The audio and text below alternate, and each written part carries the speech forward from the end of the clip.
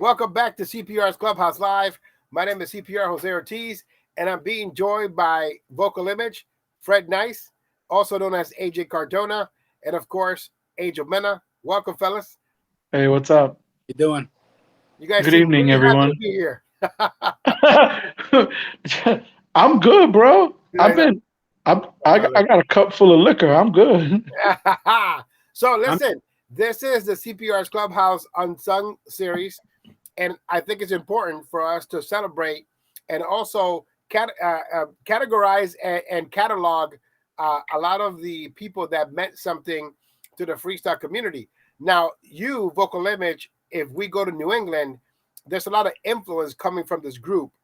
The members that were part of this group at one time also have influence right now in freestyle, or went to have solo careers where they got to flourish as well. So we're going to start from the beginning. We're going to go all the way back in time. We're going to go back to 1994, and we're going to talk to Fred Nice first, because Fred Nice is the original, the OG, the member that's been there all along. Fred, how did the concept of Vocal Image come to fruition? Well, it's been such a long time that whatever this story is going to be the new one. So here's what I'll tell you. The whole freestyle thing with me started with curiosity or eerie. I even forgot what it was called back in the day. You know, we were in a group together. It didn't work out the way it was. Well, I mean, what happened was at one point I went to New York City on a job, and when I come back, the record was recorded and out. So I was kind of upset about that. I'm like, man, and I went to go ahead and started my own project with June. If you guys remember June Love, my sidekick, my road dog, my buddy, you know, and him and I started the group, and we did the Do You Believe in Me, which took us about a year to record because we kept doing how I want to say this. We kept doing trips every 3 months out there to do something on a beat-up hoopty. My buddy Heriberto was driving us at one point, you know, driving with a non-registered car with a cardboard license plate, right? Yeah, remember that? So we drove all the way to New York City back a couple of times to record it. I probably spent on that first demo, I probably spent about $1,500, you know, which was a lot back in 1994 with somebody that was making, who knows what, $8 an hour, right? $8.50, you know, and I swear that Phil Andrew just kept robbing me every time I went out there. He's like another 250, another 200, another 300. But you know, we ended up recording it. We were finishing it around the last run.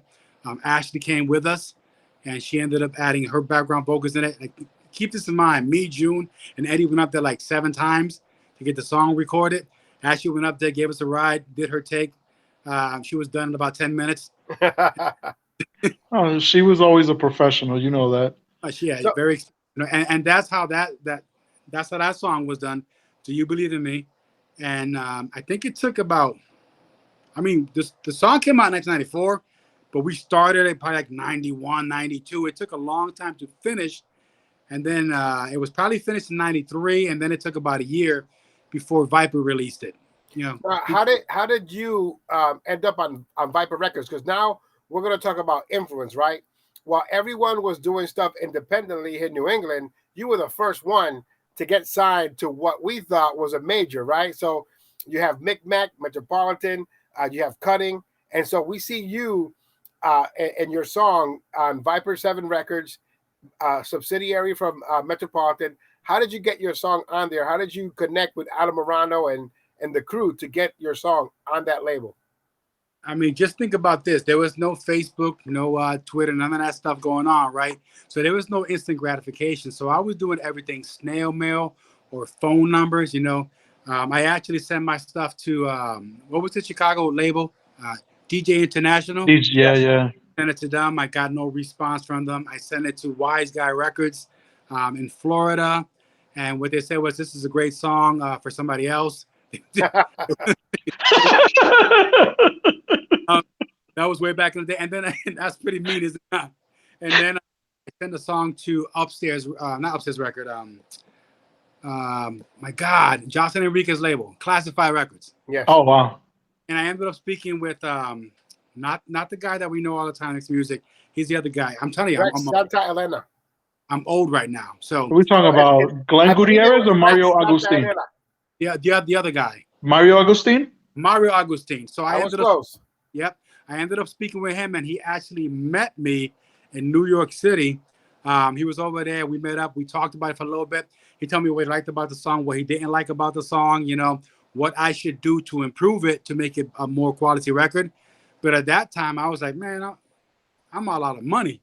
It is what it is, And at some point during that time, I had grabbed one of those catalogs and found the phone number, and I left a message for Metropolitan. Somebody from Adam Arando's camp got back to me. Him and I spoke. He said, yeah, I'll take it. I love the record. And I thought that I was like, oh my God, I got signed by Metropolitan. I mean, I'm Big Willie. I beat everybody. I didn't realize at the time he was just collecting, Yes. He was just collecting songs after song. So he had my song out there for about a year. And he kept telling me it's coming out this month, And I'm telling everybody, oh, my song's coming out. So for a year, I was that fool. Coming out soon. Yeah. Coming soon, When the record came out, I didn't even know about it. Mr. Musica called me and said, hey, your record finally came out. So I ran over there and I looked at him like, oh my God, my record really is here. I think I bought like 20 copies of my own record, But that was pretty much it. So was I signed to Metropolitan, Viper 7? Yeah, but not really. When you say not really, was there a contract involved? Was there any monetary compensation? There was a contract involved. And I still have that contract. There was a one-page contract that involved my social security number, his social security number. It was pretty much one of those contracts that I shouldn't have signed without a lawyer or without having somebody look at it. Basically, the contract said, I'm signing you a bunch of stuff I didn't understand. This is how we're going to make our money. This is how you're going to make yours. And all I saw was, I don't care. I'm a signed artist. So I was just signing. And you know who I had look at the contract with me? Was June Love. What does he know about music as well?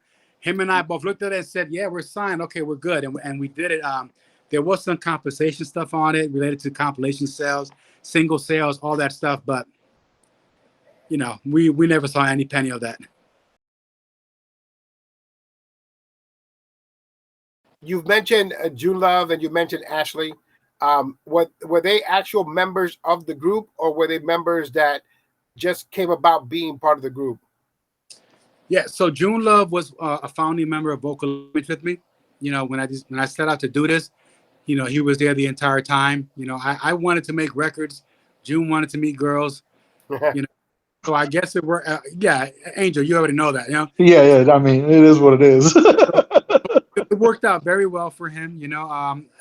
As far as Ashley goes, she was being managed at the time by Michael Ingracia, and Michael Ingracia ended up managing us. So he hooked us up together.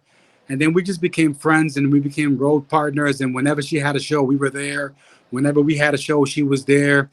She always featured and came on stage with us because of her, the part in the one record that we had. So she's not Vocal Image, but she's Vocal Image, if you know what I mean. Yes, of course. She's a female voice, the female voice on the "Do You Believe in Me" single. Yes. Now, how did the exit of June Love happen?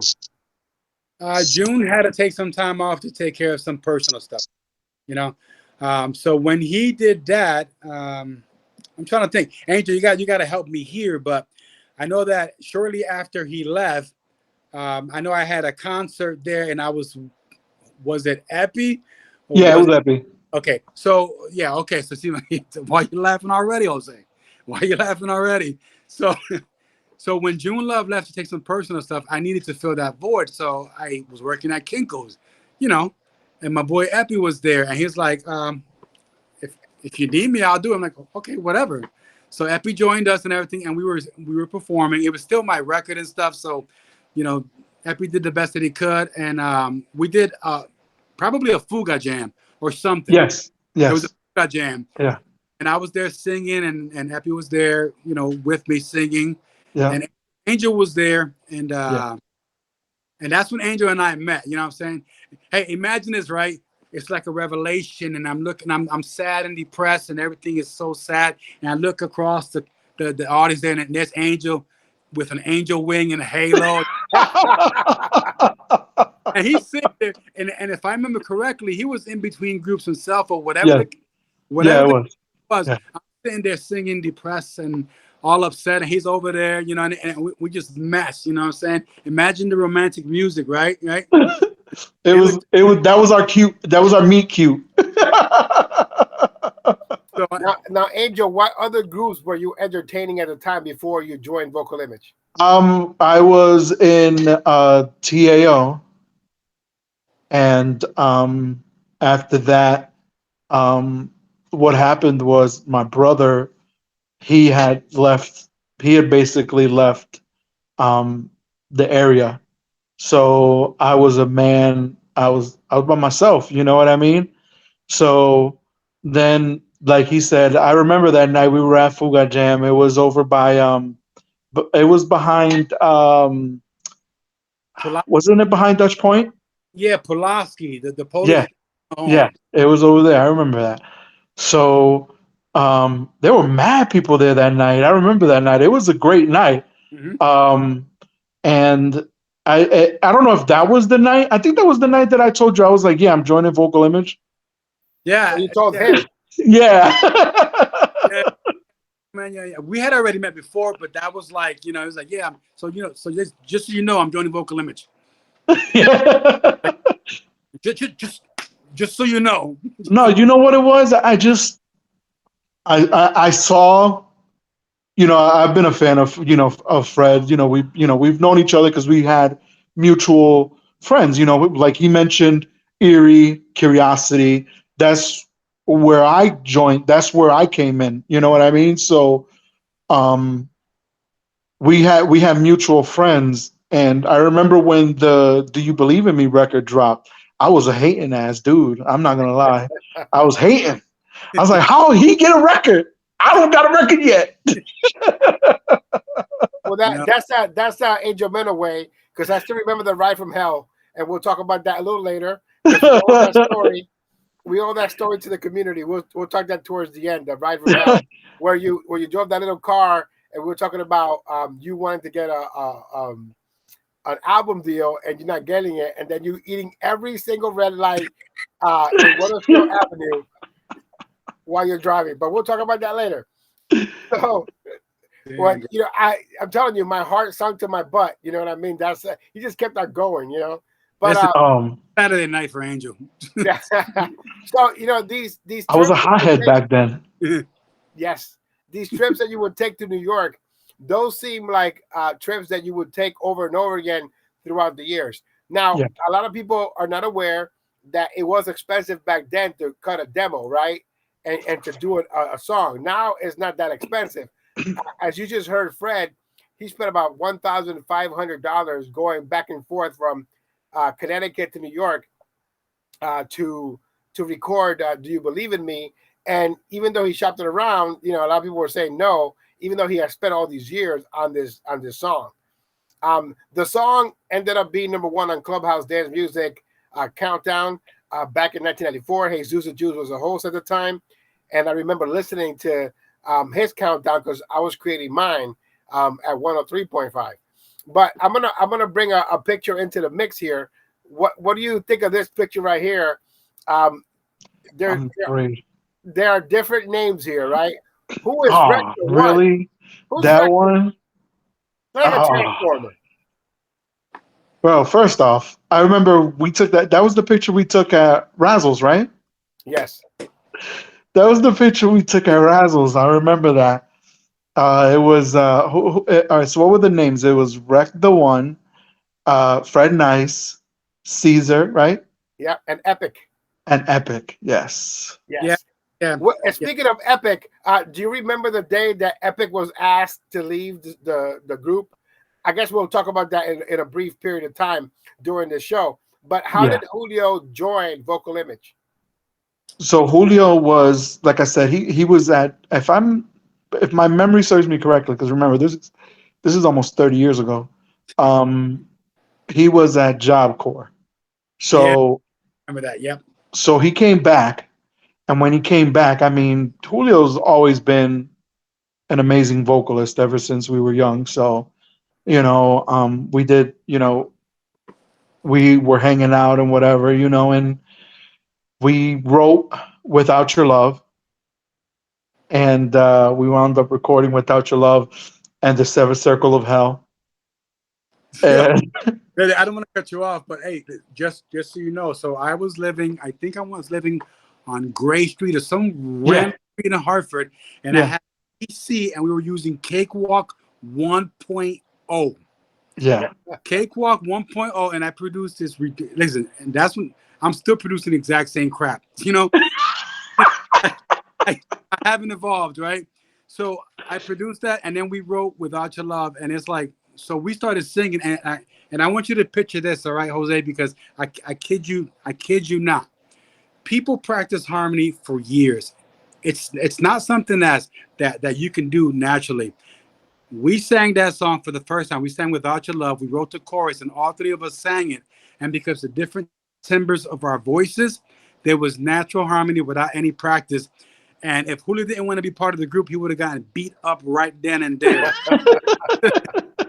Because we just sang harmony and stuff. And at the time that we did it, I didn't even really understand what harmony was.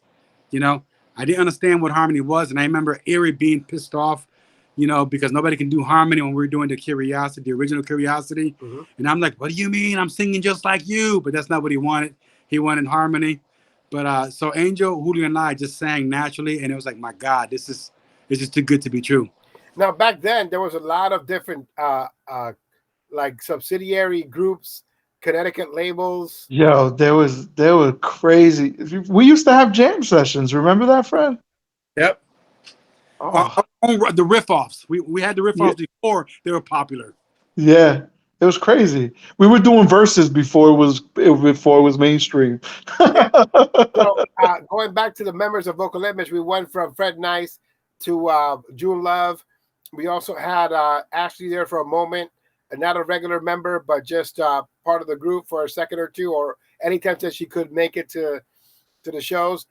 We have Angel Mena saying that he's going to join. So he basically took hold of a spot. Then we had also the mention of Epi or Epic before Angel joined the group. Of course, we talk about Julio Mena, who also joined the group. Now, when did this happen? When did Freestyle Parade Volume Number 1 and the recording of Y, when did that happen? Did Y record first, or was it Without Your Love that recorded first? Y was first. Yeah, why? Now, Y we was also had first. Y Julio wasn't even in Vocal Image when Y was recorded. now, Y, was this when you guys had that great trip to New York, or was it Without Your Love?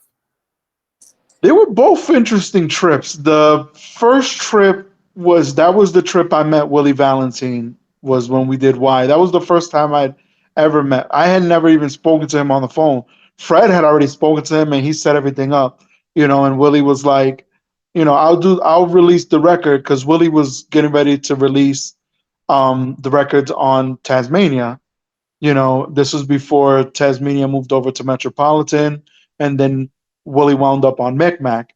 But he had just finished releasing Don't Turn Our Love Away. No, he didn't release it yet. He had just finished recording it, and he had let us hear it, and we were in awe when we heard that record. And Yeah, Lorenzo the launch artistic yeah, recording. it Yeah, I was think I almost quit. yeah, it was crazy. I'll be honest with you, that put a lot of pressure on us when he showed us that record. I was like, what is this? Who is this professional, and what are you doing to us? Yeah, that put a lot of pressure on us. But Fred was shopping the record around. It was Y, the original version. He was shopping it around. It was him and Epi had recorded that. And Willie had gotten a hold of it, and Willie said, okay, I'll release it, but I need to do a remix to it. So the plan was it was going to be the original and then the remix. Well, when we got to pick up Willie, Well, that's right. We picked him up. yeah, We drove him to the studio. yeah, we drove to Polygon. Yeah, I don't think Will had his license yet. Yeah. We drove to Polygon.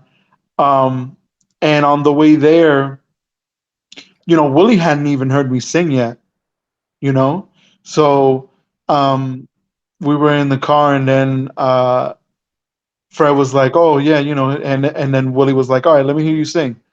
So then I sang. I think I sang "Fallen Angel" by Clear Touch, if I'm not mistaken. That was the song I sang, and Willie turned to, and I this makes me laugh because every time I was just talking to Willie about it the other day too. Willie turned to Fred and was like, "Yeah, he's doing the lead on the record." So that's how I wound up doing the first verse of Why. Um, and Willie did the backgrounds on it. And we were talking about it. You know, if we knew then what we know now, that record would have been so much better. Yeah, it's crazy.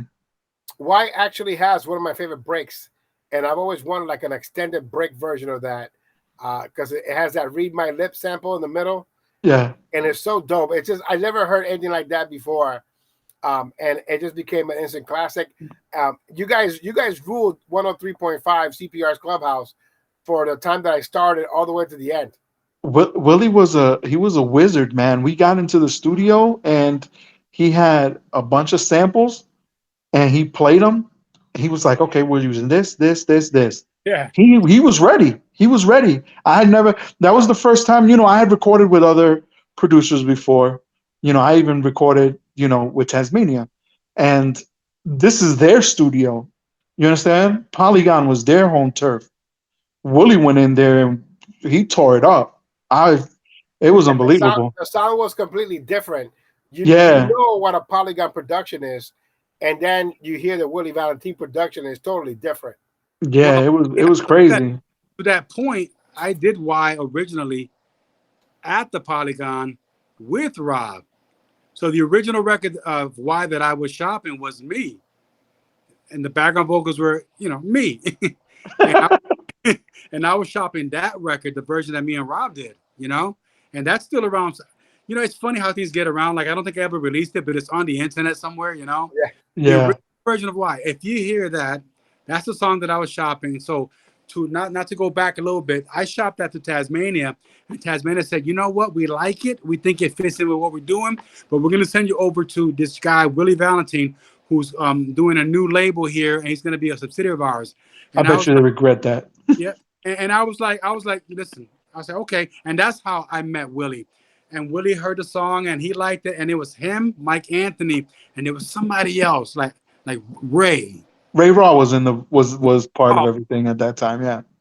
And that's when Willie said, "I like it, but we want to remix it." So my personal opinion is he didn't like the Polygon style of music because it did not match anything that he showed us for that Freestyle Parade. So Yeah, no. regrets there. No Willie was on a whole nother level. He still is. Like Willie, Willie's Willie.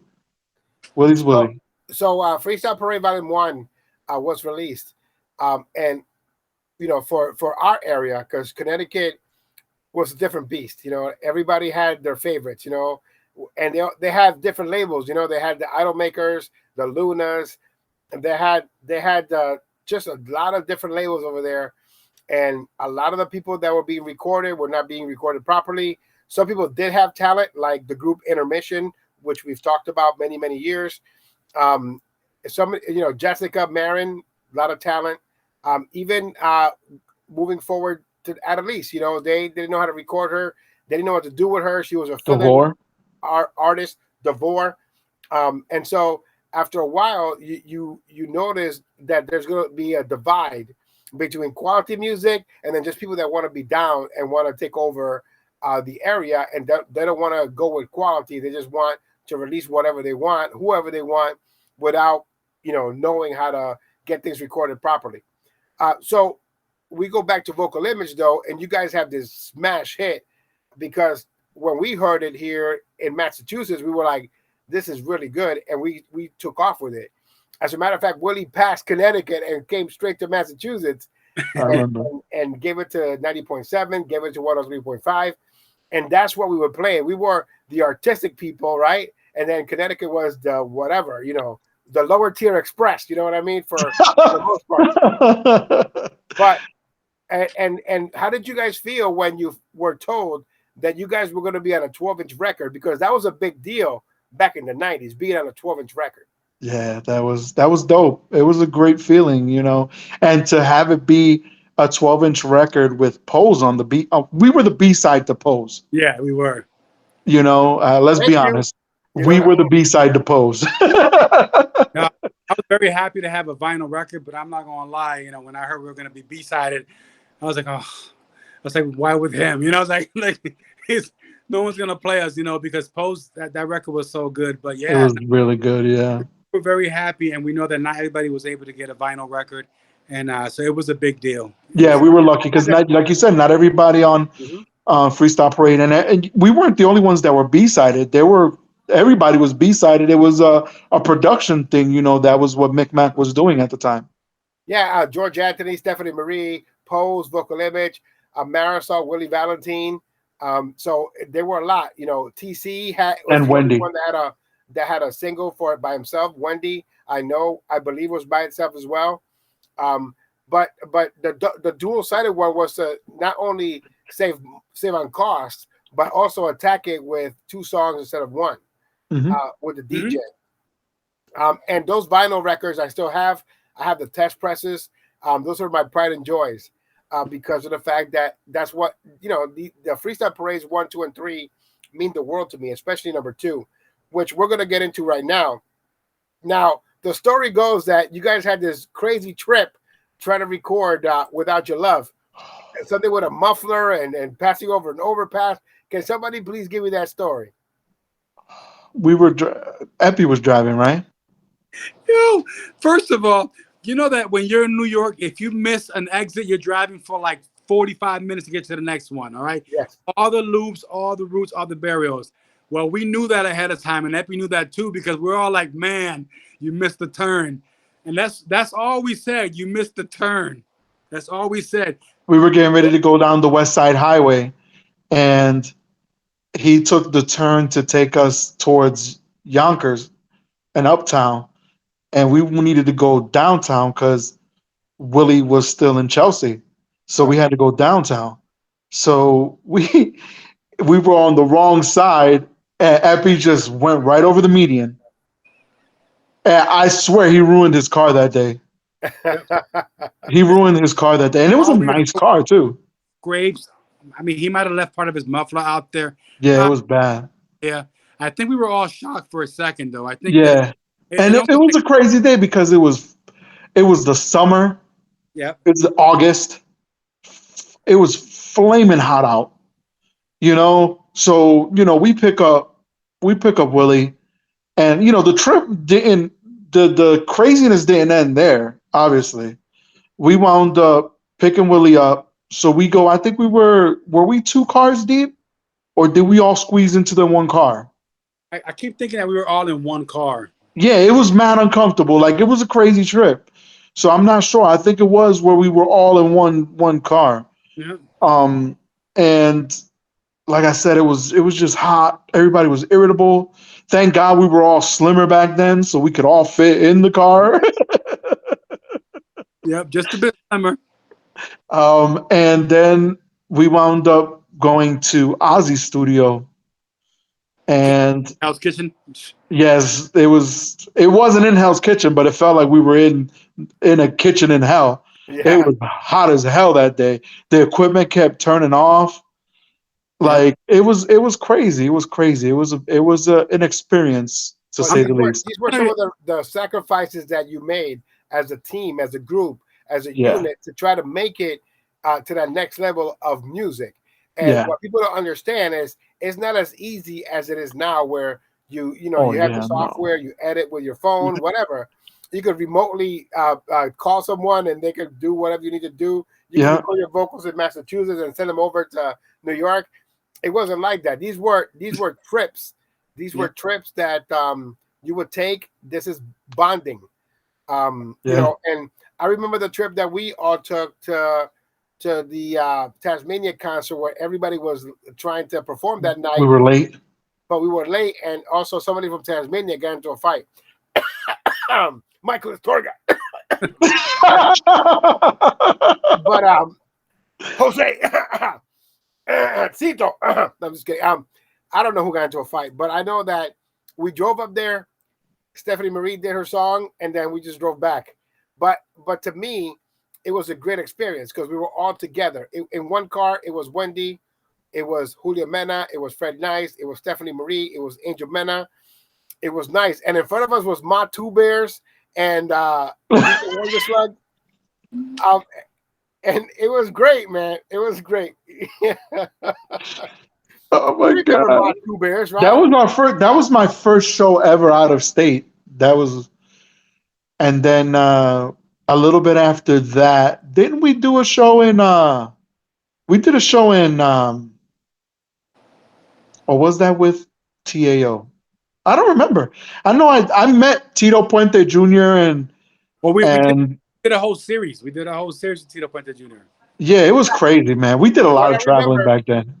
What I remember of that trip to Philadelphia was the fact that when we went back, my Two Bears and Wonder Slug wrecked their truck, and they had to come in our truck, and their wheels fell off, and they slid sideways into the middle of in Wethersfield, I believe it was.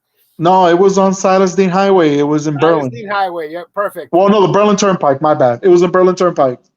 Yeah, next to where Best Buy is. Every time I pass by there, I'm like, oh yeah, man, I remember this. Yeah, but I always get those two confused, anyways. Those Connecticut areas. But I always remember that story because I get that flashback of the car sideways with the wheel over there. Yeah, and, that was nuts. But it was again, and then we had breakfast like nothing. You know what I mean? We were like, forget them and have breakfast. You know, and at that time, you guys were coming to the radio station on a weekly basis. I had gone through a breakup, and I was trying to hire you guys to come sing "Without Your Love" to my ex at her house, and come in the limo with flowers. You remember that? But what I remember is the fact that I got over that breakup by spending my whole summer with Fred, Julio, Angel, just doing nothing but freestyle for the entire time. Yeah. I was out of school. I was going to college, but I wasn't going to classes. I was just going there on Saturdays to do my show from 7 a.m. to 3 p.m. I remember also everybody getting into the old Honda Accord with the crates and crates of records in the trunk, and they couldn't close, so we tied it, and then everybody in the car, and my car is down, to the ground, and we're scraping through the potholes trying to get to the radio station at HCC. So those are great times for me, and that's what attaches me to the Freestyle Parade 2 series, because that really brought everybody together. I remember the marathons that we had on Saturdays from 7 a.m. on Saturday to Sunday the next day at 7 a.m. Once a year we used to do that. I used to bring everybody into the studio. But when we think about vocal image, we talk about there were two great freestyle groups in New England. One of them is Vocal Image, and the other one is 3 to the Max. And after that, I don't remember any groups. You know what I mean? Because, and even though there were, we talk about Latin Express, we talk about the originators, the people that first recorded freestyle as a group. We talk about Intermission. We talk about, the curiosities. But I think about the combination of Fred Nice, Angel Mena, and at the time Julio Mena. That combination was great, and this is the only compilation that you guys were all on at the same time. Freestyle Parade Volume 2. Yeah, together, singing together. Yeah. Hey, Angel, correct me if I'm wrong, but isn't that the first time that Willie actually heard Julio sing? Like when Julio got behind him? Yeah, that was another one of that. Yeah, Willie didn't hear me or Julio until he met us. So, so he put Julio in the booth. He said, "You ready?" Julio said, "Yeah, I'm ready." And at the time, Julio sang one of his. It was near. He did the very end part first. Like, yeah. We were doing the chorus first. So he did the crazy. Yeah. And Willie was recording with Ozzy, and I remember they both looked at each other, and they looked at me, and they looked at Angel. They looked at me again, and I'm like, like I'm letting him know, and I think it was like something like, okay, we got it, we're good, That was the first time he ever heard Julio sing. Like, he was like, here's this guy bringing another. Hope it's not another epi, whatever it is, But I just remember that. I remember his face. Like I never forget his face. Like we surprised him, you know. Between Freestyle Parade Volume 1 and 2, we had a record release party in Chicopee, Massachusetts. And it was everyone together. Wreck the One, Angel Mena, Epi, Caesar, Julio Mena, and Fred Nice, Agent Cardona. The one and only time all four of us were ever on stage at the same time. First and If last. I'm able to get the footage, because I have that on a VHS tape, I will try to put it into this here. But I remember you guys having mics, all four of you. Oh, And this is the only time that I've ever seen or witnessed someone sing and being asked to leave the group after they sing. So that's exactly what happened. That was a crazy situation because it was what it was. We knew that there was a weak. I don't want to say weak link, but there was a lesser vocalist in the group. So beforehand, Willie had made the decision that he was going to lower that person's mic, but in actuality, he lowered my mic. Mm-hmm. But luckily, I have this voice that I could sing without a mic in a venue, and you could still hear me. You know what I mean? And I remember Julio just giving the death stare. I thought, Jose, if you find the footage, that's all I want to see. Yo, you could see it. Like I saw the show after, and it's like you could see the moment where Julio looks, and that's when you know it was game over. It was over. We got a phone call the very next day, and Willie kindly asked us to remove the person from the group, and that's what happened.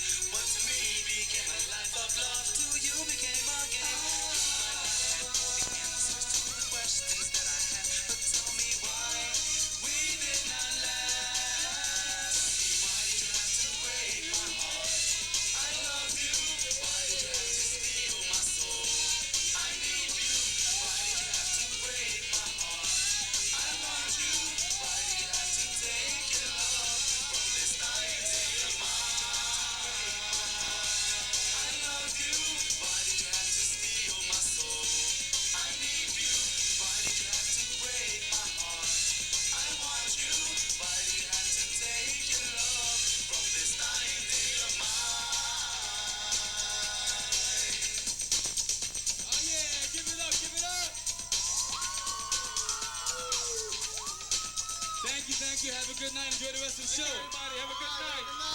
Give it up for Vocal Image. Vocal. Yeah, guess who had to do it? You. Guess who had to break the news?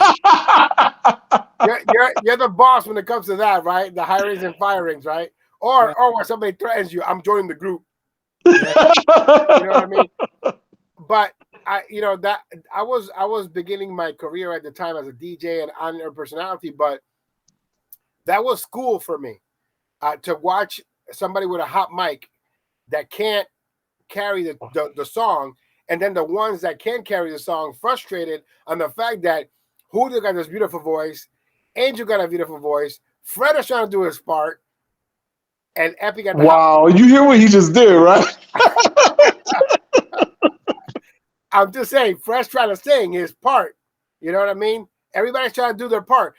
Angel Mena, the only thing that you remember from Angel Mena's performance is the Angel Mena crotch grab. You know what I mean? That's yes.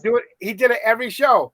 But the bottom line is that I've never witnessed somebody being asked to be removed from a show, a group, live. You know what I mean? It was like the thing was over, and I see Fred going towards Willie. Willie pops into his ear, and to me, that's the time where he tells him he got to go. You know what I mean? Because he went right in the ear. You know what I mean?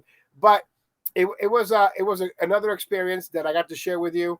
I was your manager for like a real brief period of time. I think for like 20 minutes. I remember going to Hartford, Connecticut, and it was a room full of people. It was Vocal Image, Fred, Angel, and Julio. It was Adelise. It was Mary Luz. It was Shirley Yvette. It was Vishal. Yeah. It was Jay Adams was in there, and I'm like, yeah, they didn't like us. They didn't like us. Yeah, so it was. I remember conversations years later how they used to refer to us as the pretty ones. The pretty ones, yeah. But that was the case. That was the case in all of Connecticut. You know, when you had a moniker of success, it would be a situation where there would be others that didn't have as much talent as you trying to get at you, and there was always this putting you against 3 to the max. You know what I mean, or on point. Yeah. It was always Vocal Image or on point, and then because they didn't like you, they'll favor on point or 3 to the max, or vice versa. If you're in Massachusetts, and not knowing that we were all great friends. Right. Whenever we saw each other, man, we would be, when they performed, we were right in front. And the other way around. And, even years after they stopped singing, we would see each other. And even right now, if we saw each other, it was always been love between us and them. It's always been like that. So it was weird to see people be like, try to put us against each other, because it was nothing but it was crazy, yo. Like, those guys, we loved 3 to the max. Yes. You know what I mean? Like, those guys were amazing. Eventually, things do come to an end, and it just appeared that Vocal Image imploded. When you look at Freestyle Parade Volume Number 3, The Art of Dance, and you look at this album, I think about Vocal Image doing solo projects. So it's like Mena Brothers, you and your brother did one song, Fred did one song, and that's because you guys shopped things individually to Willie, and it ended up that he liked both projects. I remember that Angel and Julio got picked up. I didn't think that the Fred song would be picked up, and it became really popular, and Willie was like, I love this song, and it got blessed by Michael Anthony by being able to use the All In moniker that was used on the previous Freestyle Parades. So, Fred, could you tell me how Julio left the group and the split came the first time Vocal Image disbanded? I'm pretty sure it's something petty, It was ultra petty. Honestly, it was the women we were with. Oh, there you go. I knew it was something petty. It was, we got 3 talented men, but we had females in our lives that it was what it was. You know what I mean? It was not just one of them. It was a combination of all 3 women at the time, just whispering in our ears. You know what I mean? And it was what it was. We became we became a byproduct of being overhyped. You know what I mean? We believed the hype about ourselves, and it was crazy. I remember crying the breakup show in Springfield. Yes. I was like, son of a bitch, is this really happening? So I got to book them in the best places I could ever find. This piss infested poopy smelling club that when you walk in there, all you do is smell urine and beer together. That was the night Wendy fell down the stairs, right? Yes, I remember that. We're gonna be right back. This is just a memory. You're not picking on her. It's just a memory. I remember when it happened. Yeah. She fell on her knees. And your brother just starts laughing hard. Yeah. My mom is the one that picked her up and cleaned her up. But I just remember Julio just laughing. And I love Julio's laugh because it's sarcasm. It's I got you. It's just so many things in that laugh, right? Especially now, but back then he just didn't care. You know what I mean? And I just remember everybody meeting at my house for the show, and Wendy fell on her knees, and my mom, picked her up and cleaned her off or whatever. Everybody was mad at Julio, but I was mad at Julio. But everybody was like, "Bro," he started laughing really hard. But as soon as I got in the car, I just remember his laugh, and it makes me laugh. Right now, it made me laugh. All these years later, and I love Wendy, but it just came out like he can belt out the song, he can belt out that laugh. You know what I mean? But to me, I also remember picking a side. Like I picked Angel and Julio's side. I remember that I told you guys you were going to be called Total Image, and yeah, I remember that. You were going to go, and we put it on the AVP compilation and the thank yous. But what I know is that it wasn't the same. It didn't work the same when you guys were apart. When you guys were together, you guys were better together. And we just kept on doing those farewell parties a lot. Like you would break up. You go, no, this is the farewell. And then I see you in New York, and you guys are together, and we're back together. Oh no, we're back apart. And it just continues on. But it was a tough time. We were in a group for a while there, and then Julio took the opportunity to join Facade. Yes. And then we started recording stuff with Willie solo. Remember that stuff that we did for GRW, and that was when Willie was releasing all those records on Hot Records. Yes.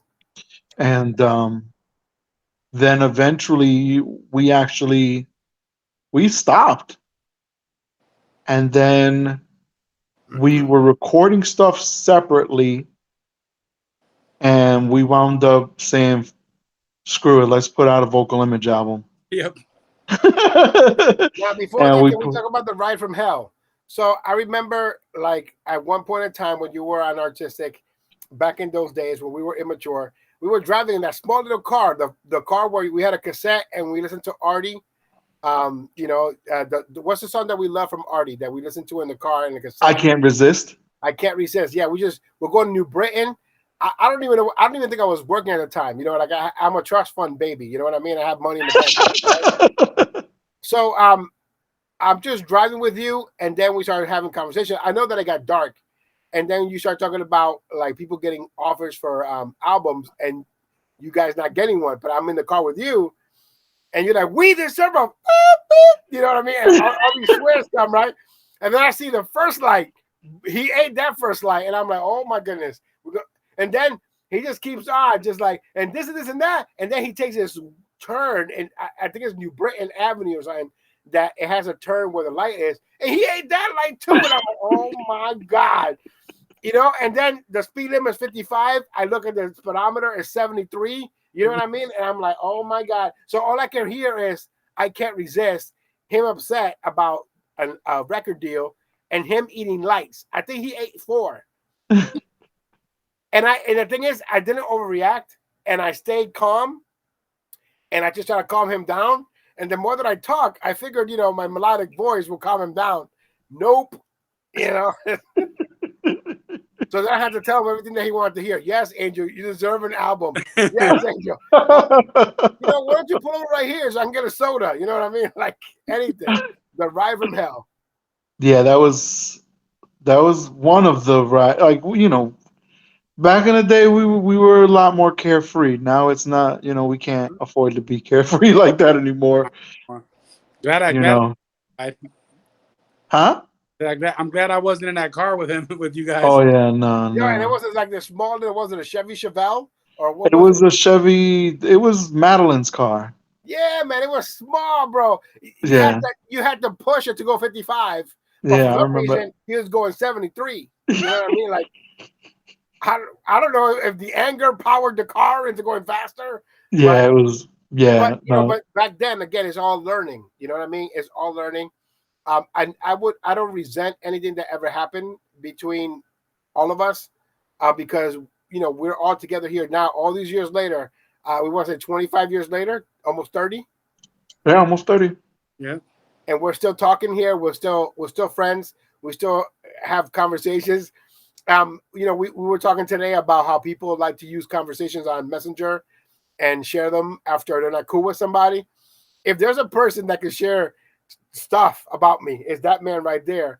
Oh yeah, no. All the way on the right, but he would never do that. I know that, but I'm just saying, like, I say some outlandish shit to him now because We say crazy stuff to each other. Remember that conversation we had a few months ago where I was like, yo, just let her die already. And I was like, oh my, and I sent you that. I sent you the inappropriate, a meme for, like, the supporters or whatever. Yeah. Oh yeah. No, there's. You know what I mean? And it just, we just have a lot of fun, and so that comes with trust. I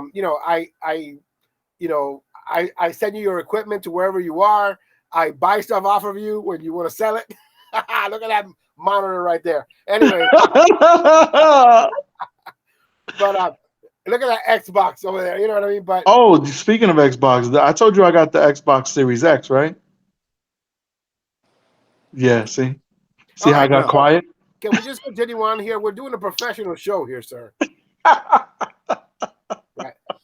So, but here's the reason why we're doing this unsung episode, and I know that we're doing it at the end, right? After Freestyle Parades Volume 1, 2, and 3, everyone that was part of Vocal Image Without Your Love became something more. Anyone who was connected to Vocal Image became something more. Epi became a military man. June Love, he had his own businesses and stuff. He did a lot of things that, entrepreneurship, it taught us those things. But Stephanie Marie, who joined your group for like 43 seconds just to do Ashley's part at the, she became Stephanie Marie, Freestyle Parade 2 on the flip side of the song with George Anthony. But when we talk about the three of you, the core, the Without Your Love crew, you guys became, people that were influencing the area in a complete form, whether it be by production, whether it be with your music, or whether it be by just being you. Who do you owe that to if you need to thank one person for being able to grow you individually and collectively? Willie. And Willie's been there from the beginning, you know what I'm saying? And I swear to God, he keeps getting better and better every time out there. I threw a softball. I just wanted to make sure you got it. You know what I mean? Yeah, no, Willie. That's not even, it's not even up for debate. You know what I mean? Like, if it wasn't for Willie, we wouldn't be what we are now.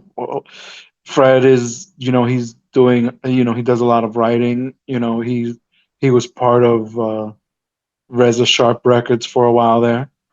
Of course, Julio is Julio. You know what I mean? He's doing things. Monster, man, that Monet he's doing his thing. He's got the deal with cutting. You know what I mean?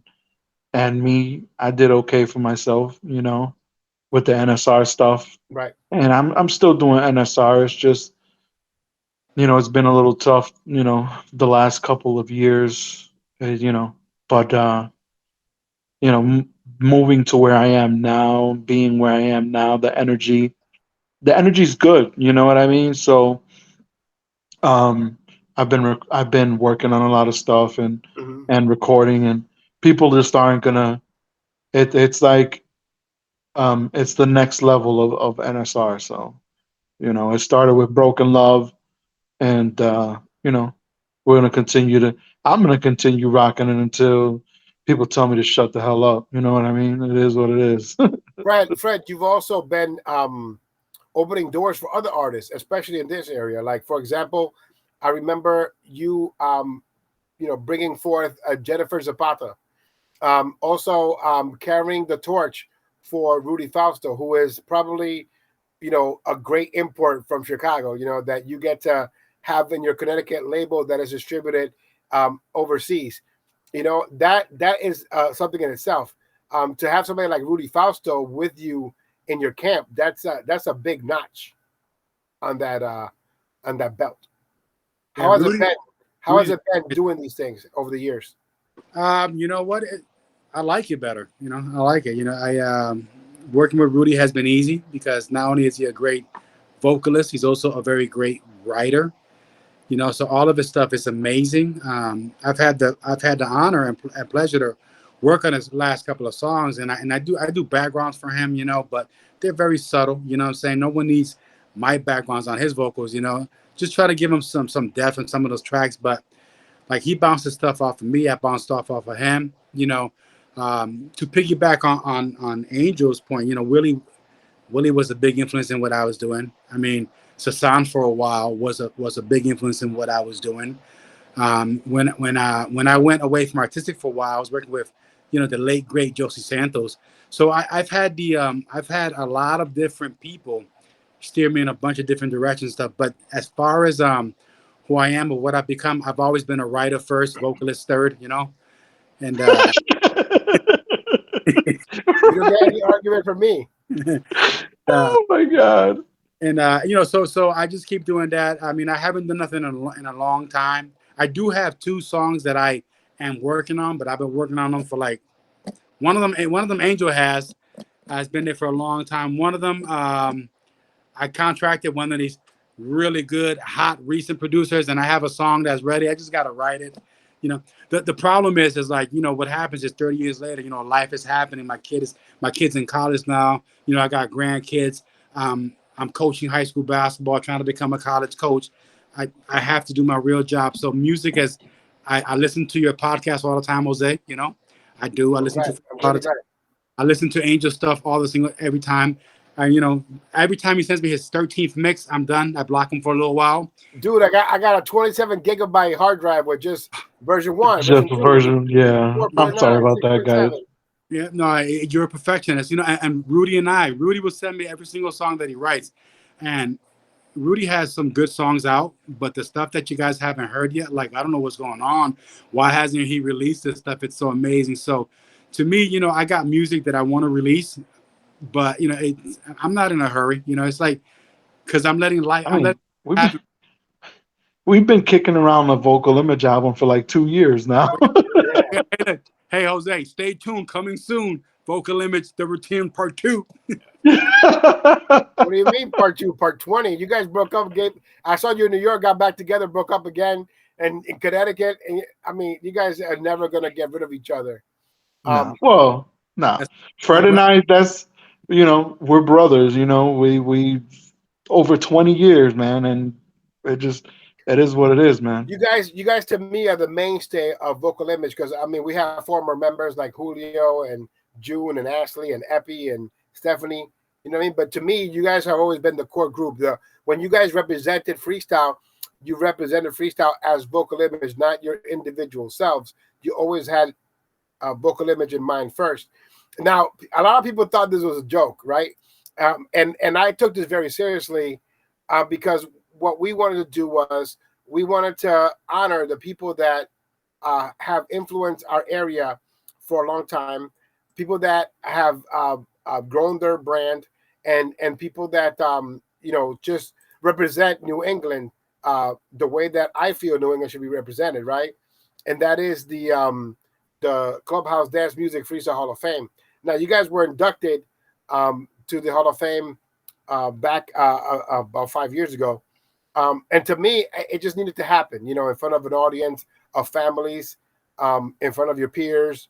It just needed to happen because you guys, like we just explained in this whole entire unsung episode, the fact that you guys have branched to help other people individually, you made the area better, but you also have cemented the fact that Vocal Image were trendsetters collectively and individually in this whole entire area of New England. So how did it feel to be inducted to a Clubhouse Dance Music Freestyle Hall of Fame? It was amazing for me. You know, it was one of those situations where you guys try to hide it from me, and you wound up having to tell me because remember, at the time I lived like 6 hours away. Yes. So I was like, you know, I don't know, man. This trip is it's crazy for me to go out there for one night and blah blah blah. So then I guess I forced the issue, and you guys had to tell me that we were being and you were trying to do it as a surprise, and I appreciate it. And it was something. It's something that out of all the awards that I've ever gotten, you know, and this isn't me tooting my own horn, you know, I've got. How many awards did we get throughout the years? What if you include the New England Freestyle Award? You know, I got that. Then I got the Lifetime Achievement one in Buffalo, and you know, so I've received you know, I've received my fair share of awards.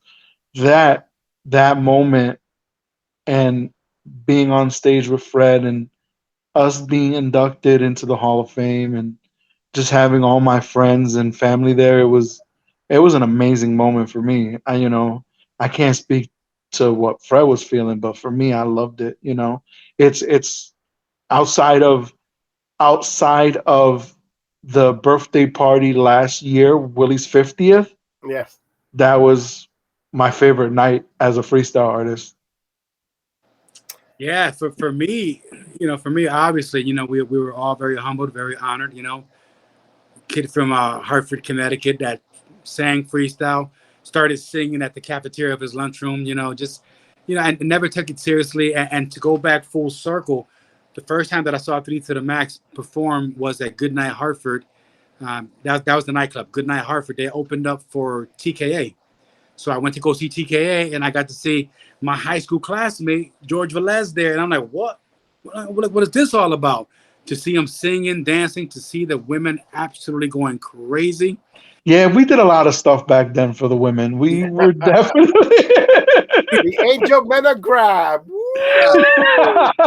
So, you know, to take it from that moment, to take it from that moment to start making music, you know, to being recognized, you know, getting, you know, New England's best freestyle groups, whatever, all those awards and stuff. That award that I have, that Hall of Fame award, is sitting right next to my school degrees. You know what I'm saying? You know, it's in the same level of honor, you know, and I had my brother there. I had my sister there. And I remember I was able to brag, Angel. I was able to brag because my brother Pito is in the Boxing Hall of Fame. Boxing Hall of Fame, yeah. So I was like, yeah, so you're not the only Hall of I was Fame. going in the Hall of Fame. I remember that. It was great seeing your brother there too, and the family. The whole thing was surreal. It was amazing, you know. And again, as the person that puts this together, it's important to me to make sure that we catalog the history of New England freestyle, because now more than ever, I always say this: people are rewriting history. They're giving themselves awards that they never earned. They're writing about things that they never did. And it's important for me to say Vocal Image was a mainstay in New England. Vocal Image made a difference not only for the group scene in New England, not only for other artists from New England, but it just made the area better. To have Angel Mena NSR, to have Fred Nice, you know, introducing new artists and writing for people, to have Julio Mena and Melody Monster, to have a Stephanie Marie, to have an Ashley who had a smash hit in New England with Don't Let Me Go, a song that, you know, people went crazy for when they first heard, and it was on Nightmare Records on Walter Camacho's label. To see all the other members do different things personally, and then to induct these guys that were there in the beginning of 103.5 and CPR's Clubhouse, and were there on the weekends, co-hosting and making my show better, and having me earn my audience and bringing their audience to me. I just think it was a culmination of all the great things that you've done in this area. So I needed to honor you on that time, and I needed to talk about it right now on this episode of CPR's Clubhouse Unsung, because you guys are unsung heroes of New England freestyle, and I don't want anyone to ever forget it. Thank you. Appreciate that. Hey, Angel and Jose, how about you guys try to put a catalog of all the songs that we've ever written? Oh no, that's a lot. Then we're gonna have to add another hour to the show. Yeah, no, bro. There are so many songs in the New England area that we've written, either written, co-written, sang background for, done vocal production for, or that people won't even realize that we're a part of that. Some songs that I've forgotten that I want to forget. Just there are so many. And one day I was trying to do that, Angel. I did all of my catalog versus Julio's catalog and your catalog, and I stopped because I was like, man, did we not have anything else to do in our lives? So it's because you guys were dedicated to the genre of music that you love so much. And I'm looking at my phone here, and I remember now, and I notice now that you are Walking Away on the background vocals, Fred Nice, of the Walking Away song, and a lot of the Rudy stuff. You are in the background, and the song just popped in my head, and I'm listening to your backgrounds in my head. I'm like, oh yeah, that is true. And I also remember Angel Mena with Willie Valentine doing a song with Dr. Javi solo featuring Willie Valentine, How Could I Be the One? And Willie and Angel Mena's voice blending so great together that you think that the whole thing was done by Willie, because the tone that Angel used was so similar to how Willie Valentine was singing. So these are just some of the small things, and the brilliance and how far in the future Julio was, because I still remember listening to Think, and the song that Julio put together, and being futuristic, something that right now people will listen to and think it's new. Same thing with Angel Mena, who would put out these ballad freestyle songs that people would go crazy for, like Win Back Your Love.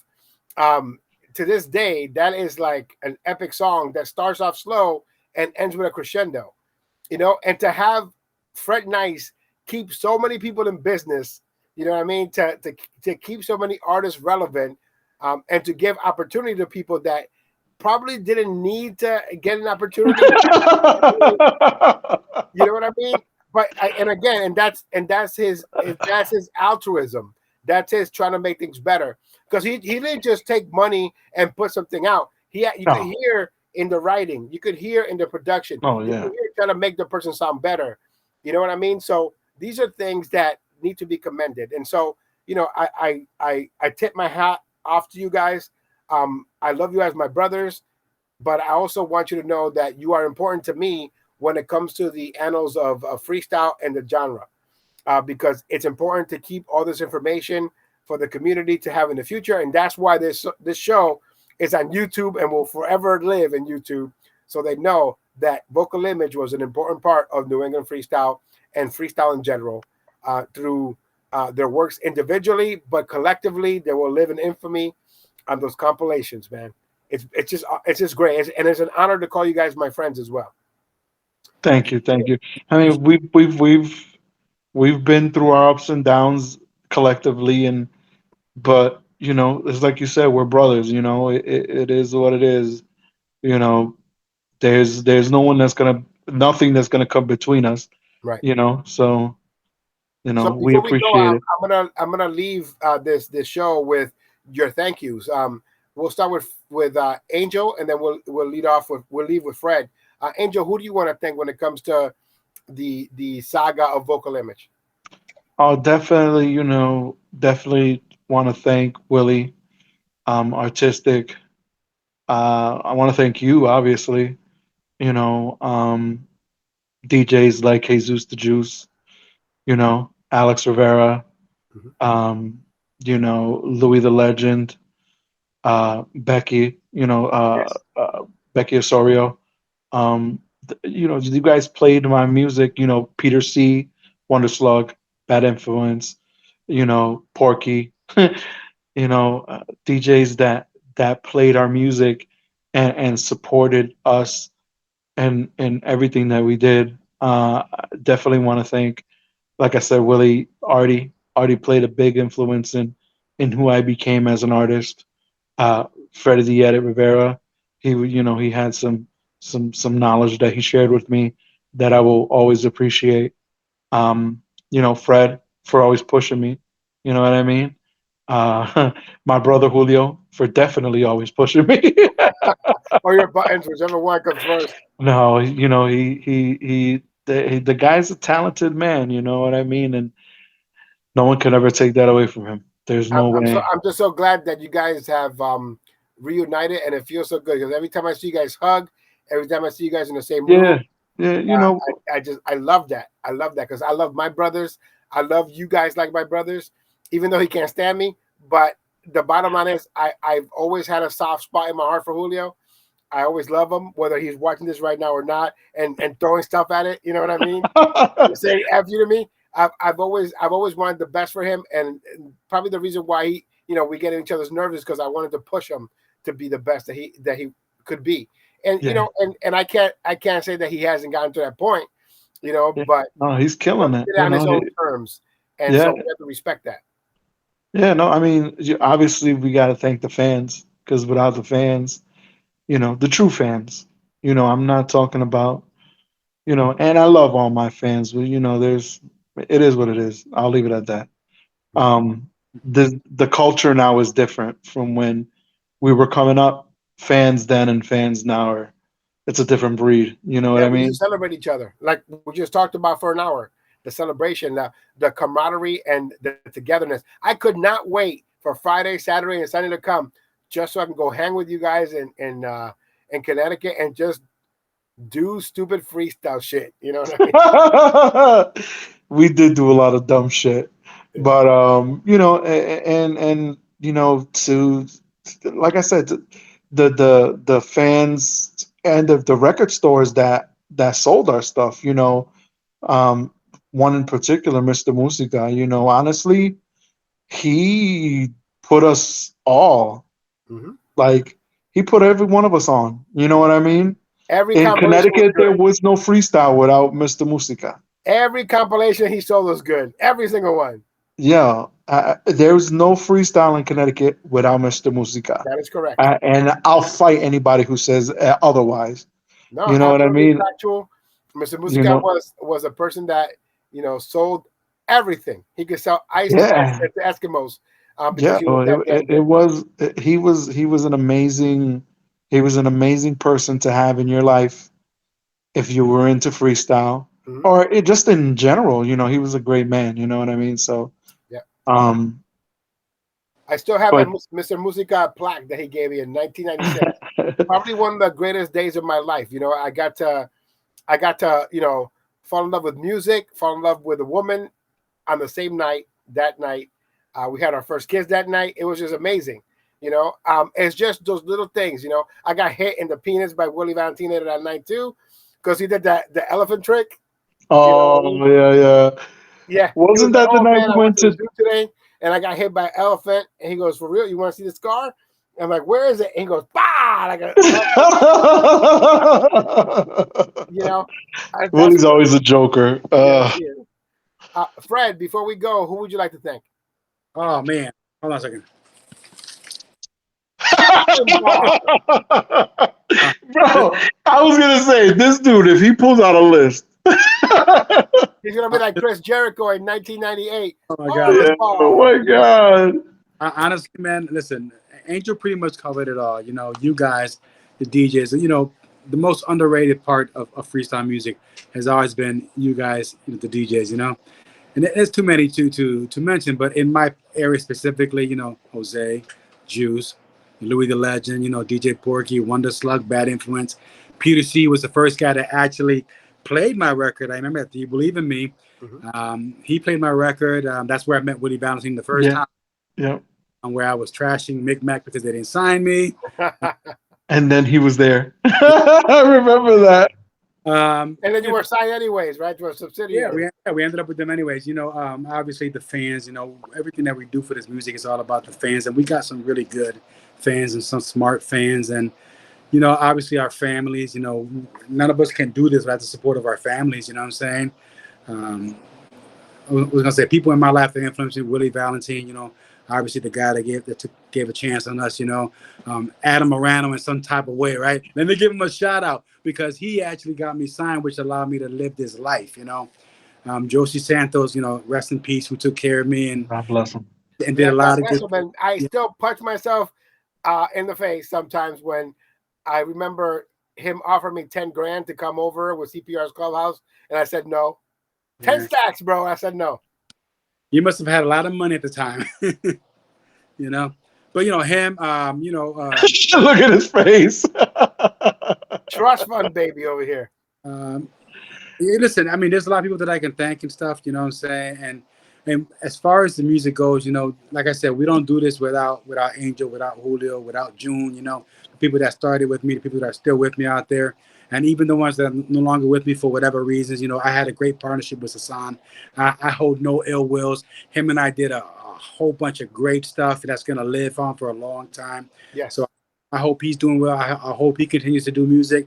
I will continue to do music. Angel and I will continue to do music. I'm just not in a hurry to put it out like I used to, like every month or so, So we can go on and on, but this is what it is, we're just very appreciative, of everybody. I would like to thank the Clubhouse Dance Music Freestyle Hall of Famers, Angel Mena, and of course Fred Nice, collectively known as Vocal Image, for being part of CPR's Clubhouse Live. And don't forget to check out the link so you can check them out on social media, or you can check out their music. Until next time, it's CPR saying goodbye. And remember, it's not who you love, it's how. Talk to you soon.